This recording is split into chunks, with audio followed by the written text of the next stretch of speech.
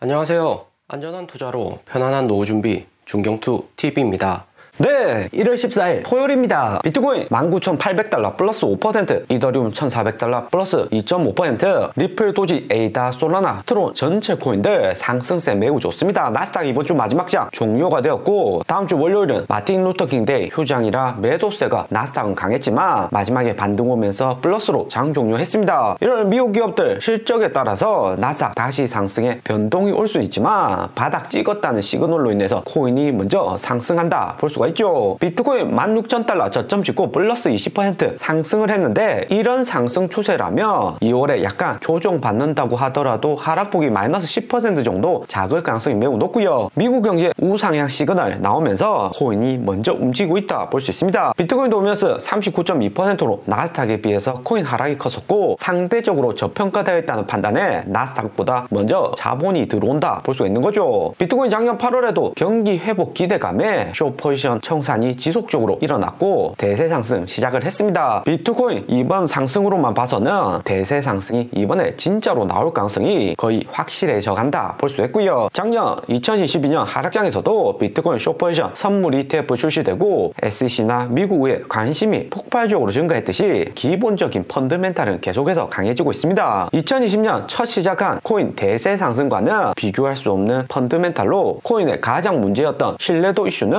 확실히 좋아지고 있고요. 안전한 거래소에서 메인 코인 위주로만 코인 투자하시면 결코 위험하지 않다는 게 2021년 작년 증명이 되었다 볼 수 있습니다. 올해 2월하고 3월 연준이 금리 인상 종료 이후에 코인 가격도 상승하지만 코인의 신기술 확장성은 더욱 빠르게 나올 듯 하고요. 비트코인 이번 대세 상승 나오면 한두 달 가는 게 아니라 4월, 5월까지 계속해서 상승할 가능성 높기 때문에 중경도 잘 따라서 코인 매수하시면 된다 기억을 하시고요. 비트코인 도미너스 39.2%, 이더리움 도미너스 18%로 기간 세력들 매수로 비트코인이 가장 빠르게 상승하고 있습니다. 이틀 연속 플러스 7%, 플러스 5% 급등 중이고요. 비트코인 가격 상승에도 비트코인 도미너스 이렇게 낮은 것은 이후에 비트코인 도미너스 내려가면서 알트코인도 후발적으로 상승하는 패턴이 나오는 거죠. 비트코인 반등에 알트코인 상승세가 빠르진 않는데 비트코인 일부 매수하시지만 알트코인 비용도 적정량 믹스해서 보유를 하셔야 됩니다. 이더리움, 도지코인, 리플 같은 경우 시장 유동성 살아나며 개인 진입이 본격화되기 때문에 비트코인보다 먼저 상승할 가능성이 매우 높죠. 그리고 가장 최근 대세 상승 일어난 작년 8월 비트코인 23,900달러, 25,000달러 구간 비트코인 도미너스와 이더리움 도미너스 움직임을 보시면 7월 25일에도 비트코인 도미너스 39.8%로 비트코인보다 먼저 상승하다가 그 다음 이더리움 도미너스 상승하고 이더리움 도미너스 피크일 때는 18.6%였습니다. 1월 14일 비트코인 도미너스 39.2%, 이더리움 도미너스 18%로 아직까지 더 상승할 여지가 남아있다는 것으로 알트코인 추가 상승 여력은 존재한다 볼 수 있고요. 작년 8월 이더리움 클래식 폭등하고 이더리움 2.0 호재도 있었지만 이더리움 도미너스 상승에 중소형 알트코인도 추가 상승 따라서 나왔습니다. 최근 같은 분위기는 기관 세력들 먼저 들어가는 장이지 개인들 알트코인 현물 매수는 일부 고수들만 매수한다 볼 수 있고요. 이후 비트코인 고점에서 행보하며 그제서야 개인 투자자들 늘어날 가능성이 매우 큽니다. 고점에서 거래량 폭발하고 개인 투자자들 저점보다는 고점에서 매수를 많이 하죠. 비트코인 15,000달러 저점 찍고 플러스 20% 이상 거대 반등이 오는 거기 때문에 큰하락 1, 2개월의 단기에는 안 나올 듯 보이고, 이더리움 도미너스 상승하면서 8월 11일처럼 알트코인 순환장을 미리 준비하시는 게 긍정적이다 볼 수 있습니다. 비트코인, 알트코인 강력한 추가 호재 계속해서 나오고 있는데 한국 삼성자산운용 비트코인 선물 ETF 출시를 했고요. 홍콩 증시에 선물 ETF 삼성이 출시를 한 건데 아시아에서는 홍콩 진입이 가장 용이하고 자본도 한국 국내 시장보다 홍콩이 더 많기 때문에 비트코인 선물 ETF를 홍콩에 출시했다 볼 수 있죠. 미국이 2021년 10월 비트코인 선물 ETF 출시하고 작년 5월 비트코인 숏포지션 선물 ETF까지 출시한 것에 비해서는